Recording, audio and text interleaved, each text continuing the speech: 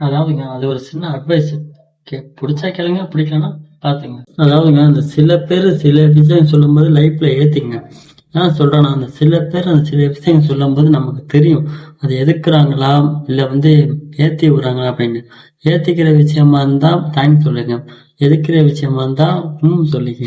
ஏன்னா லைஃப்ல அது நிறைய பேருக்கு அது சொல்லுவாங்க, ஆனா அதை பயன்படுத்திக்க தெரியாது. என்னோட லைஃப்ல நான் அதை பயன்படுத்திக்கிட்டு இருக்கேன். ஸோ நீங்களும் அதை பயன்படுத்திக்கிட்டீங்கன்னா நல்லா இருக்கும். ஏன்னா சில பேர் அது கரெக்டான சொல்லுவாங்க, இப்படி பண்ணு அப்படி பண்ணுப்பான்ட்டு.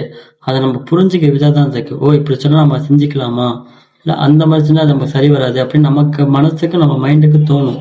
அதாவது இந்த 1000 பேர் சொல்லும் போது அந்த 1000 பேரையும் கவனிங்க. கவனிச்சிங்கன்னா உங்களுக்கு தெரியும் இவங்க நல்லா தான் சொல்றாங்களா இல்ல கெட்டா தான் சொல்றாங்களா அப்படின்னு நமக்கு தெரியும். ஸோ லைஃப்ல இதை அவங்கவுங்க சொல்றதை நம்ம கொஞ்சம் மைண்ட்ல ஏத்திக்கிட்டோம்னா அது நமக்கு கொஞ்சம் பேசுறதுல நமக்கு கொஞ்சம் ஆறுதலா இருக்கும், கை கொடுக்கும். லைஃப்ல ஃபாலோ பண்ணி பாருங்க. ஏன்னா இதை நானும் ஃபாலோ பண்ணிக்கிட்டு இருக்கேன். ஃபாலோ பண்ற மாதிரி தான் கமெண்ட்ஸ்ல சொல்லுங்க நீங்களும். எப்போ